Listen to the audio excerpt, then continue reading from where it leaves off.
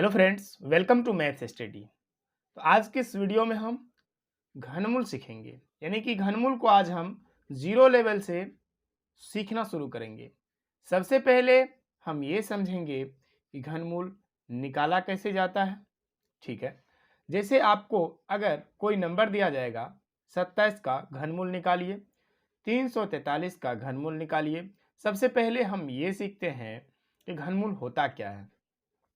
तो घनमूल का सिंबल इस प्रकार से होता है। ये घनमूल का सिंबल नहीं है, अब घनमूल का ये सिंबल बना। इसका मतलब ये है, ये घनमूल का सिंबल है, तो इस तीन का क्या मतलब है?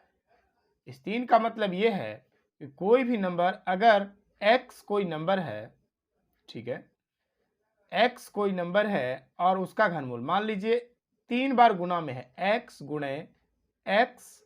गुणे x, तो उसका अगर घनमूल निकाला जाएगा तो आंसर होगा x।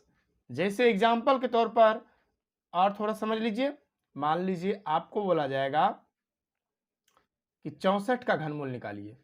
ठीक है, यहाँ पर लेकिन 3 रहना अनिवार्य है। इसका मतलब ये होता है कि कोई भी नंबर अगर इसके अंदर में 3 बार गुना में हो, जैसे तो 64 का घनमूल होगा क्या, तो आपको 64 का गुणनखंड करना पड़ेगा। ठीक है, फिलहाल समझ लीजिए कि 64 को इस तरीके से लिखा जा सकता है 4 गुणा 4 गुणा 4, राइट। 4 चौका 16, चौका 64। इसका मतलब ये हुआ कि अगर हम 64 को इस तरीके से लिख सकते हैं, तो अब हम इसका अगर घनमूल निकालेंगे तो आंसर आएगा हमारा 4, क्योंकि इस तरीके के रूट के अंदर में अगर कोई भी संख्या 3 बार गुना में हो, अगर उसका हम घनमूल निकालेंगे तो आंसर क्या होगा, उस 3 में से एक बाहर निकल जाएगा और यही हमारा राइट आंसर होगा। तो इसी तरीका का यूज करके हम यहाँ पर 27 का घनमूल निकालेंगे। तो देखिए, घनमूल दो तरीके से निकाला जा सकता है। पहला तरीका भाग विधि और दूसरा गुणनखंड विधि। हम इस वीडियो में गुणनखंड विधि द्वारा घनमूल निकालेंगे। सबसे पहले जो नंबर दिया रहता है उसका आपको घनमूल इस तरीके से लिख सकते हैं। आपको ऐसा भी पूछा जा सकता है कि इस तरीके से इसका मान बताइए, इसके बराबर क्या होगा, या आपको डायरेक्ट नंबर दे करके ये भी पूछा जा सकता है कि 27 का घनमूल ज्ञात कीजिए, या आपको इस सिंबल के साथ नंबर दे करके पूछा जाएगा कि इसका मान बताइए।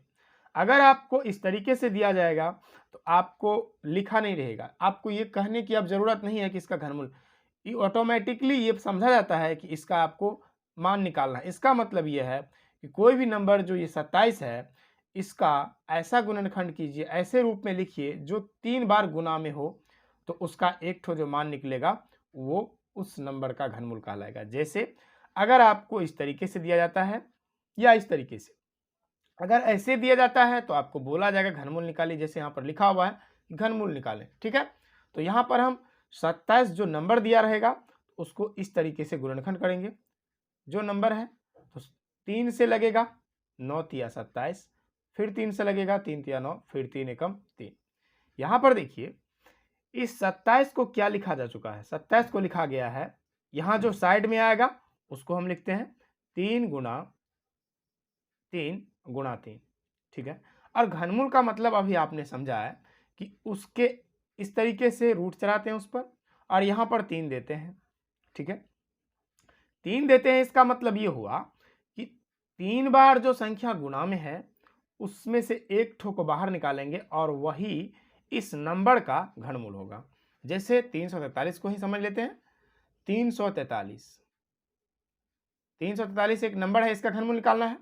सबसे पहले तो इसका गुणनखंड करेंगे, तो देखेंगे क्या 3 से लगेगा, तो 4 3 7 3 10, 3 से नहीं लगेगा। 7 से लगेगा, चेक करते हैं, 7 चौका 28, बचा 6 और 7 नंबर 63, 7 से लग जाएगा। 7 चौका 28, यहाँ क्या बचा 6 और 7 नंबर 63, फिर से 7 से लगेगा, 7 7 49 और फिर 7 से लगेगा, 7 एकम 7। अब यहाँ पर जो नंबर आया है इस साइड में, इसको हम गुना के रूप में लिखते हैं, और क्योंकि घनमूल निकालना है उस नंबर को हम इस तरीके से लिख सकते हैं 343, और यहाँ पर 3 रहेगा। तो अब इसको भी हम इस तरीके से लिख सकते हैं, कैसे, 343 को 7 गुना 7 गुना 7 लिख सकते हैं, 7 गुना 7 गुना 7।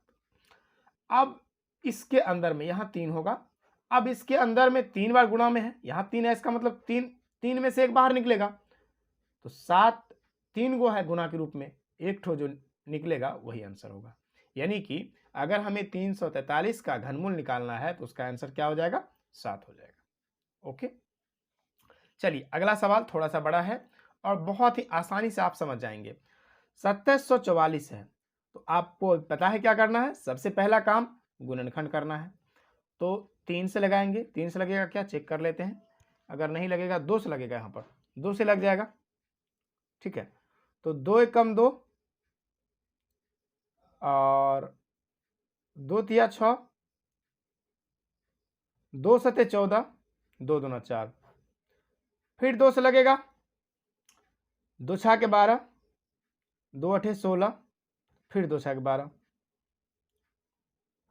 फिर 2 से लगेगा, 2 तिया 6, 2 चौके 8 और यहाँ पर 2 तिया 6, ठीक है। अब यहाँ पर 7 से लगेगा, 7 चौका 28, यहाँ बचा 6, 7 नंबर 63, फिर 7 से लगेगा, 7 सते 49 और फिर 7 एकम 7। तो यहाँ पर ये आप देख सकते हैं कि 3 बार तो आया है 2 और 3 बार आया है 7।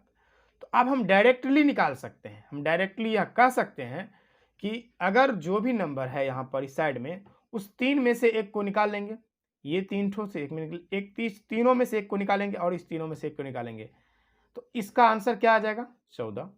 यानी कि 27 और यानी 2744 यानी 2744 का घनमूल अगर निकाला जाएगा तो आएगा कितना, 14, राइट। आई होप यहाँ तक आप अच्छी तरह समझ गए होंगे। बहुत ही जीरो लेवल से मैं समझाने की कोशिश कर रहा हूँ, तो आप इसको ध्यान से समझिएगा। चलिए अब आपको इस तरीके से अगर सवाल दिया जाए तो क्या कीजिएगा, तो सबसे पहले इसको समझिए आप, अलग अलग इनका गुणनखंड करेंगे, इनका 729 का अलग और 512 का अलग। तो करते हैं 729, 512 कर लेते हैं पहले। तो 512 में 2 से लगेगा, 2 दूना 4, 2 पंचे 10, 2 छाके 12, फिर 2 से, 2 एकम 2, 2 दूना 4, 2 अठे 16, 2 से 2 छाके 12, 2 चौके 8, 2 से 32 दूना 64, फिर 2 से 16 दूना 32, फिर 2 से 8 दूना 16, फिर 2 से 4 दूना 8, फिर 2 से 2 दूना 4 और फिर 2 एकम 2, 1 2 3 4 5 6 7 8 9, यानी कि 9 बार आया है। इसका मतलब एक 3 में से एक निकला, फिर 3 में से एक निकला, 9 ठो 2 आया है, तो 3 3 का पेयर बनाते हैं, तो 3 तिया 2 दूना 4, 4 दूना 8, ये निकल गया 8। यानी कि इसका अगर घनमूल निकाले तो 8 निकला, ठीक है, समझ में आ गया आपको। और फिर इसका निकालेंगे 729 का, ठीक है ना, तो 729 का भी निकाल लेते हैं। 729 का देखिए सबसे पहले किससे लगेगा, इसमें 7 दून 9, 9 7 16, तो चेक कर लेते हैं किससे लगेगा, इसमें 6 से लगेगा क्या, 8 से 9 से 9 अठे 72, ठीक है 9 से लग जाएगा, 9 अठे 72, 9 एकम 9, 3 से भी लग जाता, 7 दून 9, 9 7 नहीं लगता, 9 नमा 81, फिर 9 एकम 9, यानी कि 9 3 बार आया है, इसका मतलब इसका आंसर क्या होगा, 9। तो 8 गुना 9, 9 अठे क्या होगा, 72, यानी कि इस क्वेश्चन का आंसर कितना आ गया, 72। आई होप यहाँ तक अगर आप वीडियो देख रहे हैं निश्चित रूप से आपको समझ में आ गया होगा। अगर वीडियो पसंद आई है तो वीडियो को लाइक कीजिएगा और चैनल पर नए होंगे प्लीज़ चैनल को सब्सक्राइब जरूर कर लीजिएगा।